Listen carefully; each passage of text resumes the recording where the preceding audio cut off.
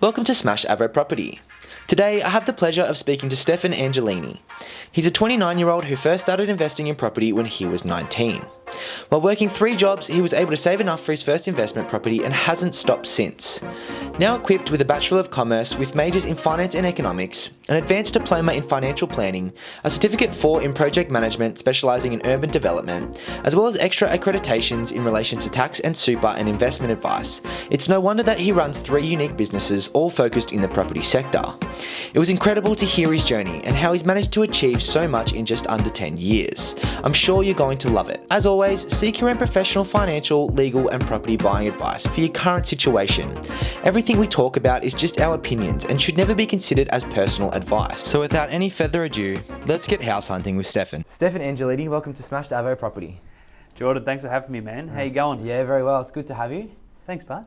So first of all, the biggest thing for me, seeing your resume, basically, you went from being 19 years old and you're now 29 years old. You bought your first property at 19 and now you've got 3 businesses. So can you just walk us through the process of how you bought your first property at 19 or what got you into investment property at the start and now having 3 businesses? All right, so first property at 19. I grew up as an Italian boy. Yeah, so parents made me live tight, save everything I had. So very fortunate, I didn't have to pay rent or anything like that. Yeah. But basically, when I finished high school, and even while I was at high school, I used to work for the family business.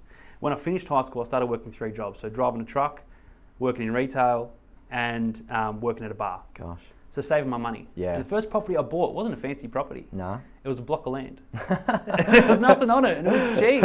And it was in a not great part of Melbourne. Yeah. But I knew the area, I knew the location. Yeah, cool. So I bought it, was able to keep saving, and then was able to put a house on it.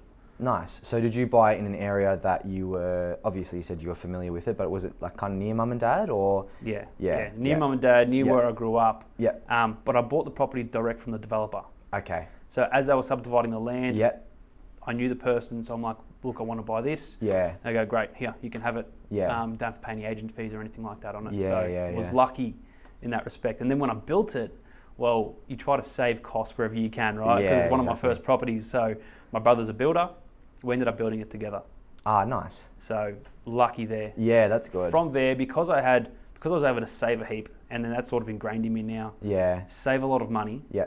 And that means you can invest more. Yeah, exactly right. Yeah. Right? And then the capital growth on all your investments just keep growing on each other. Yeah. So because I was able to build that place, sell that place, I went and took that money and went into more investments. So I bought an apartment off the plan. Jeez. Not a smart move. Right? I think we'll get a bit more into that later on. I think the listeners will love it. Yeah. But keeping it in the family, I think that's great that you could build with your brother and both financially set yourselves up to do an investment property. Talk me through about any of the challenges that you may have had with family, or was it pretty smooth sailing? Never smooth sailing. Yeah, right. Okay. Nah, so me and my brother, like, he's the mastermind behind basically everything I do. He's the creative person. Okay. He's the hands-on guy.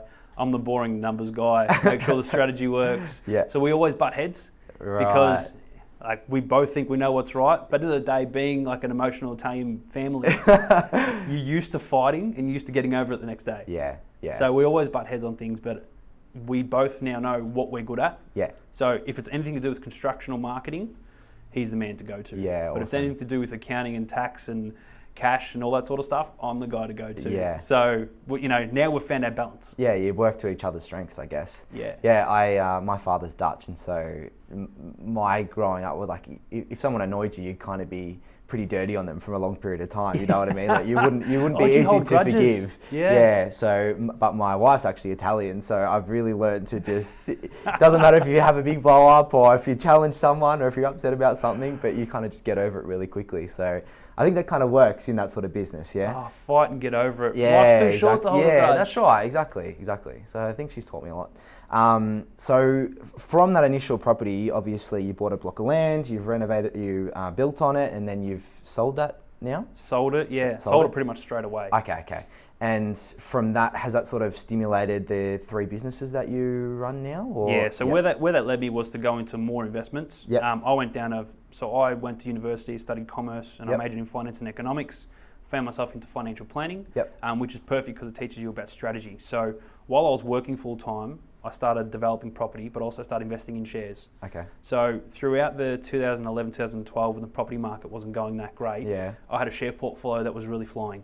Okay. So that really allowed me to go into more properties and more developments. Yeah. So I started with a small, like 2 townhouse development, then to 3, and then went to 4. Wow.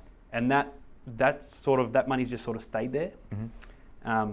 With the property stuff, one of the businesses we run is the development business. So now that we develop, we've traditionally done townhouses, but now we've gone into more commercial stuff. So it might be childcare centres because we saw a massive demand for that. The big e-commerce world is coming around. We've started doing factories. So sort of participating in those areas. Yeah, nice.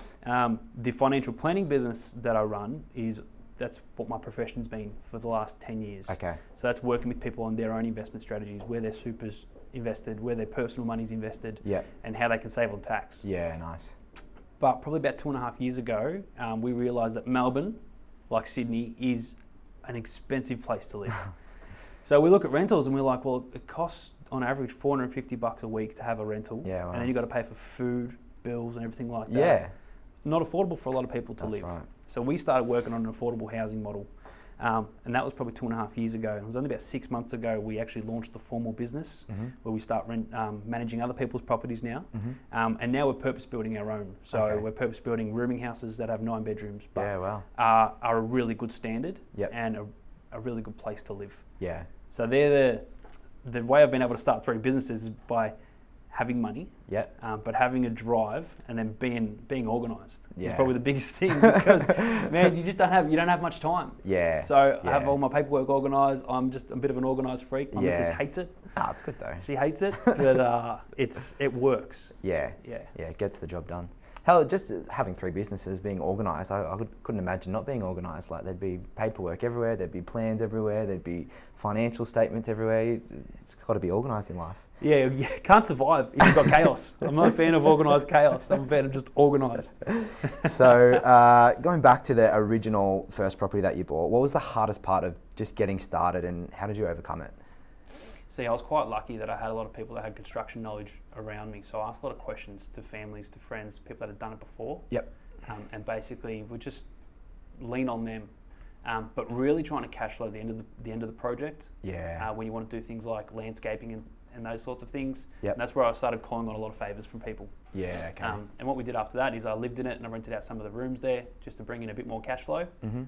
And then I went through the whole sales process. So in terms of what was the hardest thing at the start to get started with, was just figuring out what's the best next step, the construction. But that's where I had the people around me to draw on who had done it before. And that's why, like, if you can't learn it yourself, I'm a big fan of let's learn off someone who's done it before. That's right. That's why mentors are so big. Oh, it's huge. And, I think there's only so much that you can learn from books and from podcasts and from YouTube. Like, it's all great and it gives you good knowledge, but actually having people that have done and walked the steps before you and can give you guidance on the mistakes that they've made, it just helps fast track that process so much. Yeah, 100%. But I've also realised that the best way to learn is to do it yourself and to fail.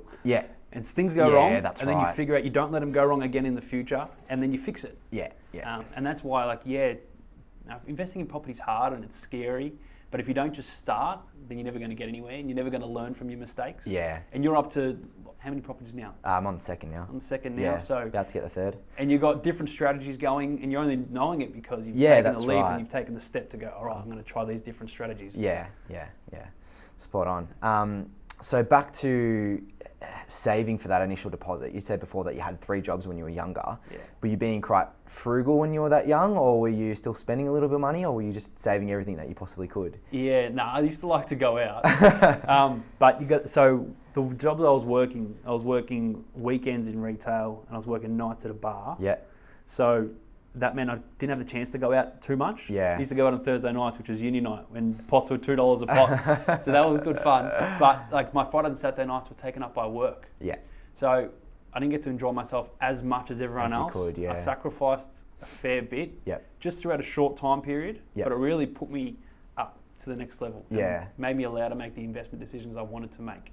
But then when I started hitting 20, 21, 22, I started going out a lot more because I didn't have to work as much. That's right. So how long between saving for your deposit to buy that first block of land to starting construction? Was it a big gap or was it quite quick?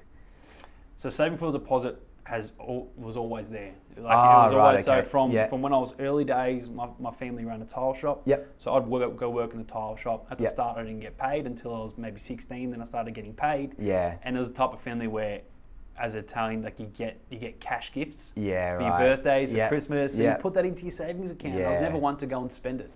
Yeah. You know, we'd go out all day with mates, and I'd go and get a $5 burger with a lot with chips meal deal. And that's all I'd eat for the day until I went home to mum's, or I'd go past my grandmother's on the way and get a meal from there, and it'd all be good. Yeah, beautiful. Yeah, so the whole savings part was happening. Yeah. And I'd say it was only about 6 months before when I was working heavily, and then I decided this is what I'm going to do. I'm going to buy a property. Yeah. Awesome. But I was lucky. I had, when you've got family around you that have all got that frame of mind, they're like, you've got to do something with your money. You should probably just invest it into property. And that's what we knew. Yeah. Invest into property, and that's where you're going to make your money. Yeah, that's right. So we took the lead. And I think you've, obviously from what I'm hearing, you've gone down more the property development route than sort of sit and hold investment property strategy. What sort of made you go through that? Was it because you're surrounded with so many people in the industry itself and heard their stories and their mistakes, and that's how they've made their money? Yeah, it's definitely being surrounded by the right people is a big help. Yeah. But I'm a very active investor. Yes. So that means I like pushing the boundaries, making my money work for me. Yes. I was lucky in the way that I've got a job and I've got an income stream. So I could go and risk my money, and developing is risky. So I could risk my money doing these development strategies. Yeah. Capital growth's there, but if something doesn't work out, then you're sort of sitting on your hands going, all right, well, what next? Yeah. And that's why the statistics say that, 1/3 of property developers make money, 1/3 break even, and 1/3 lose money. Yeah, wow. So just having the people around you who could guide you down that direction. In looking back, in some of my developments, I probably could have made more money if I held the property for a long term. Right, okay. So they don't all work out fantastically. Yep.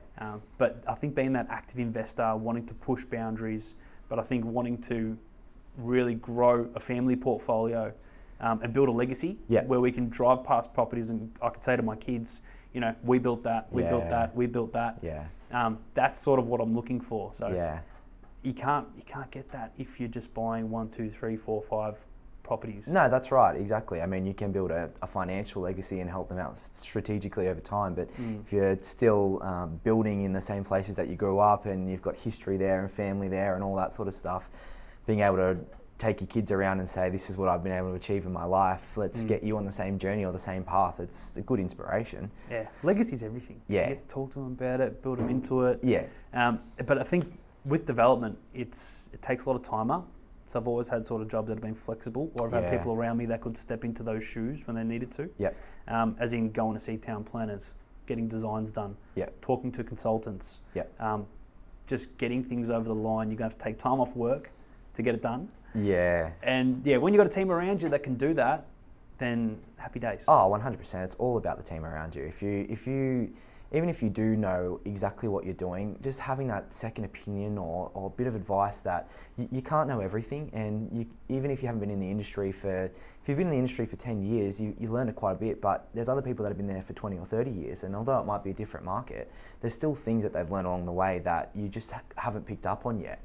100%, that's why experience is everything. And if you ever go talk to a lawyer, and you see you're going up against a lawyer he's old and he's got grey hair. He knows all the tricks in the book.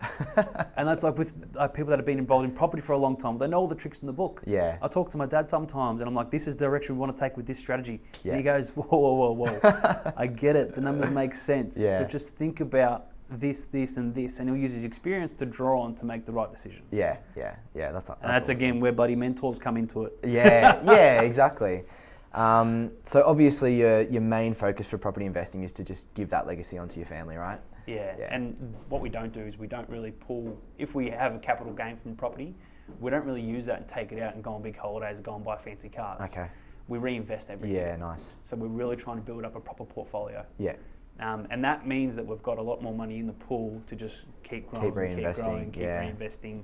And now we've gotten to a point where people are sort of coming to us and saying, hey, we want to get involved in your projects. Nice. How can we do it together? Yeah, awesome. And that means we can start doing more. Yeah. End of the day, once you've got the experience, things start to change a little bit. Yeah, exactly. So what has been your most successful deal and why? So one of the most successful ones is one we've got on at the moment. where we purchased 2 sites, and then we got a childcare provider on board. Wow. To say we love the property, we want to take a lease on it. Yeah. And then we ended up buying the site next door to make a bigger site, Wow. to be able so that we can house more kids when we get the agreement for lease. Awesome. We just went through, after a year and a half of a grueling development process, Oh, we've wow. finally got plans from council to say that, yes, you can pop your childcare centre there. Yep. Great, we like the design, we love the strategy, go for it. So now we're on to our next phase of the strategy, which is either do we sell it with plans and permits, and a signed lease agreement on board, or do we actually develop it ourselves and then hold it? And it might be at an 8 or 9% yield, which is a great asset to hold. Oh, for sure. So that one, while we haven't exited the strategy, it's definitely one of the trickier things we've done. Yeah. And as well as one of the more exciting because it's something new. Oh, 100%. And it's been such a long process, like a year and a half, trying to get approval. And I can just imagine the back and forth you would have had. Yeah, and not knowing if it's going to go through or not. Yeah, exactly. One of the hard parts, so especially with this kind of thing, and I felt it probably 6 months ago, which really tested my emotions, because we went for a development approval for 16 townhouses. Yeah. And went to council. Council was sort of approving of it, and then we ended up going to VCAT. So we spent money on lawyers, we spent money on extra designers. We really wanted to get this thing through, and we met all residential codes. So it looked like it would work, but then something called neighbourhood characteristics came up, and then a lot of neighbours didn't agree with it. Wow. So VCAT ended up saying, no, we're not giving you a permit. That's a lot of money down the drain. Got to restart from the start. And we get to the end of this process, and it's a year and a half down, and you spent a lot of money on it in the hope it's going to work out, and then bang, approval comes through, happy days. It means we can move on to the next stage of the journey. I haven't just wasted all that time. Yeah, well, that's all part of you being an active investor, I guess, and knowing that you've got risk coming up and what might happen and what the worst case scenario could be. But obviously it's paid off well for you. Yeah, it's also sending me bald. I think you've got a couple more years in you before Fingers crossed. So how do you assess the investment potential of a property? So basically we start with just looking at the site, looking what's around the site, and then we go into a feasibility on what's the best use of a site before we actually buy it. One, it's always getting a good price for what you're buying, because even if the strategy doesn't work out, then you can always sell the land at a decent profit. But knowing the area and actually going to see a property, I think is a big thing, because if you're buying a property that looks great, but it's in a really shocking area and it's got terrible neighbours, then you're not going to be able to sell it no matter what you try to put on there. So we go through the whole purchase, what's the strategy, and do the feasibility on that, and then go to do things like planning assessments to see what we actually want to do on the site. Okay. If it's going to be allowed from a town planning perspective. Yeah, right. And that's where we go, all right, well, are we pushing the boundaries too much here? Or do we realistically think it's going to get through? And then we do things like a market analysis to see, well, best use of the site. Do we put a childcare centre? Do we put townhouses? Do we do factories? Whatever it might be. And then sort of once we've got that idea, then you go hammer and tong for that idea until something blows it up. Right. For instance, we had a site that was going to be perfect for a childcare centre because there was nothing in the area. But then we found out there was a gas pipeline that ran close to it. So we had to scrap that idea, and now we're popping up factories there. Wow, okay. Still works, still profitable. Are you primarily focused in, that same area that your parents grew up in or that you grew up in, or are you sort of diversifying now and looking out into different areas? Yeah, still heavily focused on where we grew up. Western suburbs of Melbourne. It's what we know. It's exactly. what we love. We know the areas, we know the traps. We know a lot of the council members now, which is good. That's great. But we know the demand. Okay. So because we've done a lot of projects there now, we know what people are asking for. Which means that we can really tailor our strategy. And going out to do something different into an area I don't know sort of scares me. That's true. There was a good quote that I got the other day. It was specialization versus diversification, and basically they were saying if you understand a certain area, if you understand a certain concept, it's sometimes it's okay to specialize in that specific thing because you know the ground. You got people in council. You understand the building. You understand the permits. Instead of diversifying out into an area that you might not know 100%, where you'd have to hire people that did know that area and did know those specifics to try and get your leg up, you still understand that area and you're happy. You've built obviously various different things. You've got you've got houses, townhouses, childcares, warehouses. So you know the broad range of dwellings and constructions that happen in the area. So you understand what needs to go through there. Yeah. Diversification is a big thing, but if you look at it in the broader portfolio perspective, so what you do in your entire portfolio. I mean, I set up share portfolios for a living. And I've still got my own share and investment portfolio that invests in overseas investments, that invests in listed property trusts and things like that. So, but I'm still a believer that if you're going to develop, specialise, like you said, and know an area. Yeah, exactly. Well, in that sort of sense, then you are kind of diversified because you've got your shares, you've got your property, you've got 3 different businesses that you're doing things with. So it's not like all your eggs are in one basket for one childcare centre that you've bought, 3 blocks for. It's your money's all diversified in different businesses in different areas. So 100%. If I have one strategy and I'm putting all my eggs into one basket, and I've got a kid on the way. Congrats, by the way. Kid on the way, family you got to feed. Yeah. If I was going to put all my eggs in one basket, really hate for that to go wrong. Yeah. Because then you've just done your dough. Yeah. But when you are diversified, you can go almost more risky. Yeah. On your strategies, because if that falls over, well, I've still got this one that's trying to go through. Yeah. Or this portfolio I can draw on if I ever need anything. So I got married a little while ago, and in order to fund the wedding, the engagement, all that sort of stuff, I sold part of my share portfolio. Yeah, right. Because I wasn't ready to sell part of my property portfolio. Yeah. Shares are great because you can just sell them and get the money in 3 days. That's right, exactly. You can't sell a bathroom on a property. No, exactly. Well, the cost of trading property is so expensive. I mean, it's 8% all up really to trade it. So it costs 5% of the purchase price of the property to buy it and 3% to sell it. And that's not if you're using a buyer's agent. And the cost to just trade is ridiculous. So that's why it's so good that you are diversified, because you've got access to pull out funds as you see fit, instead of having to sell one of the properties or find equity somewhere to pull it out. Yeah, and what a lot of people don't take into consideration is the tax effects as well when they sell a place. That's right, yeah. So I was dealing with a client of mine who's selling an investment property they've had for 10 years. They've refinanced on it in order to purchase their home. Now they want to sell their investment property, but they've got a massive capital gains there. So the amount they're actually going to sell it for, all their profit, all their cash that's there is going to have to go towards paying a tax bill. Yeah, right. Which is a bit upsetting. Yeah, exactly. And if you have to sell in a rush or for a certain thing, and you're hoping to get a certain figure out of the property to pay for something, pay for a big bill, it's just, it can really hurt you and damage you. Yeah, they're the horror stories. And especially when you start going into things like developments, you want to turn projects over every 1, 2, 3 years. Yep. You really got to think of those tax effects, because it's all good to say I made 100% on a project. Yeah. But if you look at the net effect, which is after taxes, yep. Well, how much did you actually make after taxes are considered? Yeah, that's right. So when you're putting a deal together, is there a specific exit strategy that you look for? Are they all individual? Yeah, all individual. Yeah. Yeah, on a case-by-case basis. So if we're doing rooming houses, it's a long-term hold strategy because they're cash cows. Yeah, okay. If we're developing, if we're doing something like a childcare centre, it might be after plans and permits, or it might be once the project is fully constructed. Yeah. But depending on how we're feeling, if cash for other projects is going well and we can keep developing the way we want, then we just hold it. Yeah. And we call it the old wog vesting. It's always good to have a property that's earning a nice rent. Keep it in the family. So you were talking about before about buying an apartment off the plan. So has that been your biggest mistake? And what did you do to get rid of that, or do you still own it now? Nah, I got rid of that. Thank God I got rid of it. So back in, this is 2011. So there wasn't that many apartments popping up. Yep. My parents bought an apartment in 2008. And that had gone up by about 60% in about 3 years. Wow. So I was like, wow, this is a good thing. Yeah. So I looked at what they did. Yeah. I found a place that was city facing, 100 metres from the beach in Port Melbourne, if you know Port Melbourne. Yeah, yeah. Ideal location. Yeah, right. There was only 1 or 2 other apartments there. Wow. They were nice. This was nice. So I bought it off the plan. Mm-hmm. I think I paid $850 for it. Yep.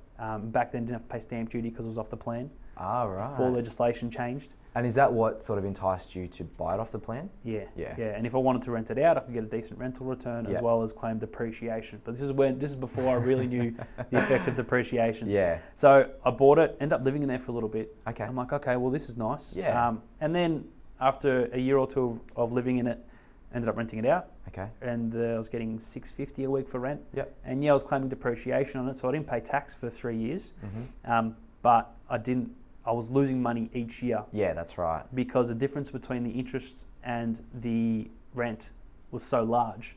Yeah. That depreciation could only Wasn't give me back a little bit of tax. Yeah, that's right. As opposed to the amount of money I was spending on it. Yeah, okay. So what was that? I was in that for 4 years in the end. Yep. And sold it thankfully for $825. 4 years, so 4 years after being in it. And that was just before the market took another hit. Yeah, so luckily I knew an agent in the area who was a family member, and she goes, "You need to sell this property now because things are about to get worse." And lucky she knew the area like the back of her hand. Yeah. Got a deal. It was less than what I wanted. Sold it. And obviously you got to pay the agent fees. You got to pay the marketing costs as well. That all comes out of it. So what did I actually make? 800. So I might have lost 50 on it. Yeah, right. And then looking at the market a year later, apartments were selling for even less. So I really got out of it early. Yeah, you did well to get out of that. So lucky. Yeah. Big mistake going into something like off the plan stuff. I'm not scared of it. I think it's great. Yep.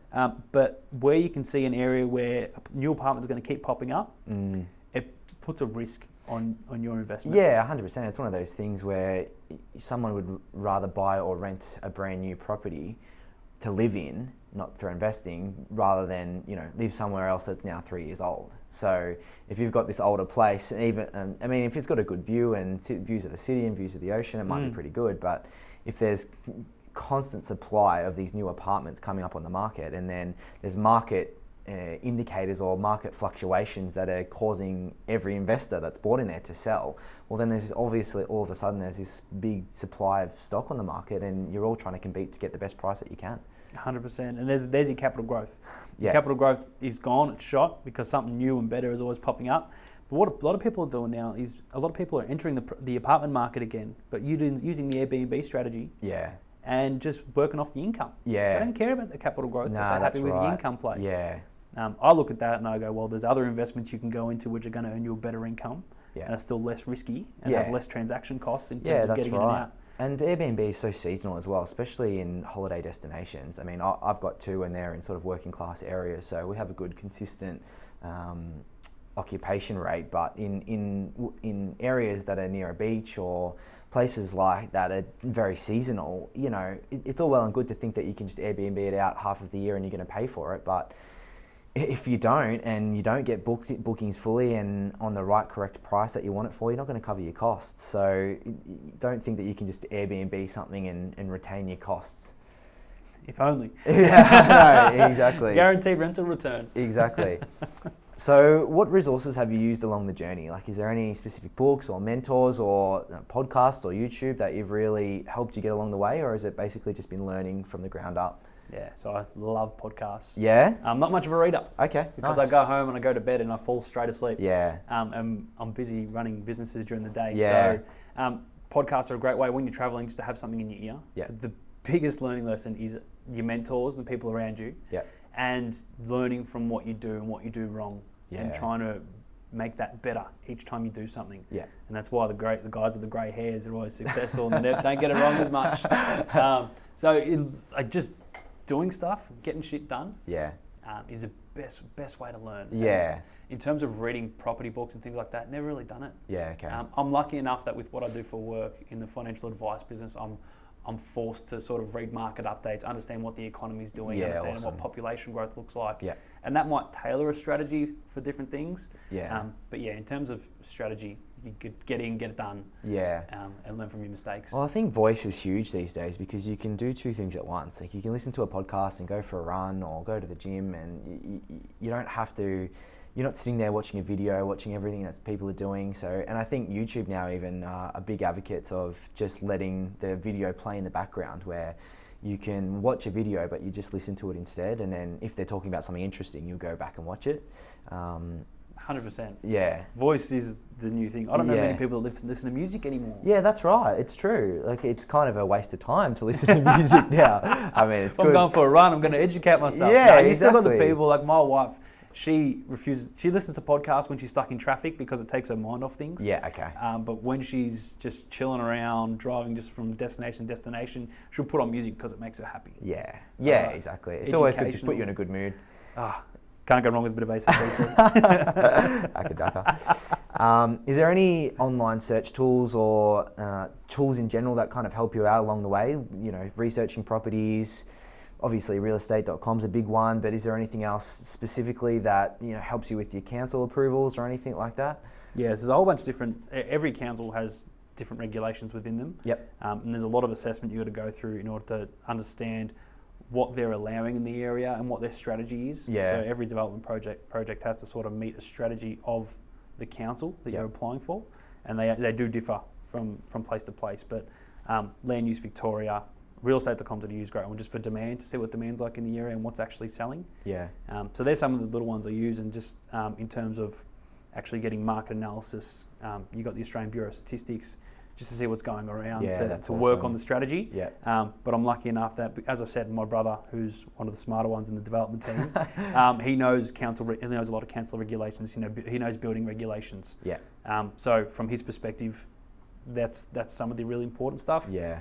But then also using consultants when you can pay for them, because when they do something day in, day out, they're the people that can tell you if it's going to work or not. Oh, 100%. And as much as you can outsource, the better it is. Like if you've got people that understand the market, the area, the council regulations, and you don't have to spend the time to do that sort of research, but pay someone else a little bit more than it would cost you of your own time, but you still get what they do for you in efficiency. It probably outweighs the cost anyway. Yeah, and that's why people use buyers advocates. Yes. Or property buyers, because basically they're in an area day in, day out, and they understand what they should buy and what they shouldn't buy for a specific location. So sometimes copping that 10, 15, 20 grand up front to try and get something for cheaper that is going to grow, it makes sense. Yeah. But from a development perspective, there's a lot more that you've got to take into consideration from a project management perspective. Yeah. And a lot more different consultants you go to. Yeah.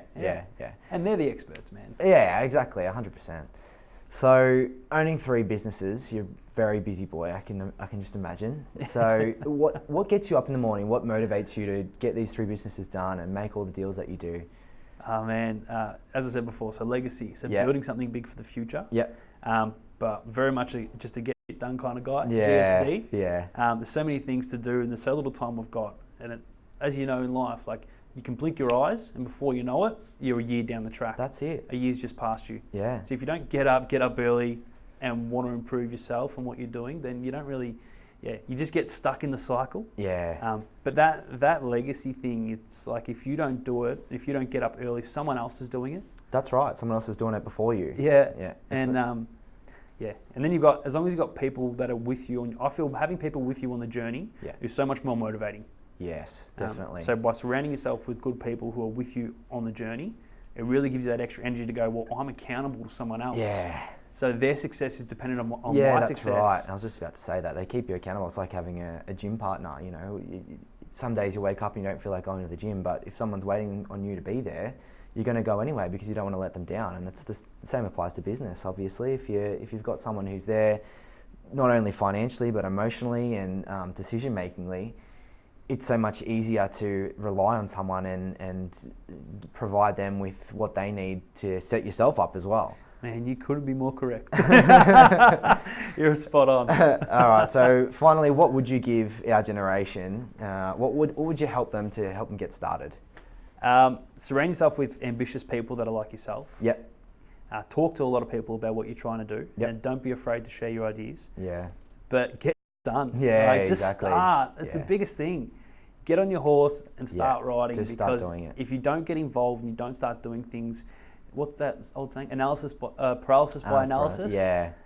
You can get stuck up in the numbers so That's much. right, If you don't just launch yourself into it, try to do it, learn from your mistakes, then you're never going to take it to that next step. So that's it. Get shit done. Yeah. Surround yourself with good people, and you'll go places. Well, 80% of it's just really rocking up, isn't it? Like if you've got a day job and you just rock up in the morning, then you're already there. You don't need to do anything else. You're there for 8 hours a day. You may as well just use that as 8 hours as efficiently as you can, and that's how you get your job done. And the same applies to your businesses and me and my investment journey. I didn't just all of a sudden wake up and have an investment property one day. I woke up and I went, okay, I want to get my second investment property.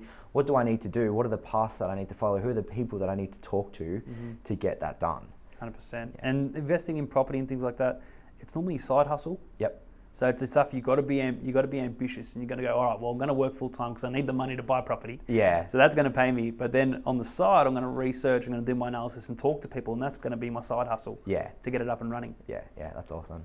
So if people want to get in contact with you or learn more about your businesses, what would be the best way to do so? Probably just search me up on LinkedIn. You'll find out all the information there. You'll see all the businesses. So Stefan Angelini. Yeah. And that's probably the best way to get in touch. All right, beautiful. Yeah. Well, thanks for today. It's been unreal. Fella, thanks a lot. What an incredible conversation. Stefan is a true inspiration to what someone can achieve between the ages of 19 to 29, and it's amazing to see what you can achieve within 10 years. If you're keen for more content like this, make sure you subscribe and please leave us a review with any feedback for future podcasts. And until next time, happy house hunting.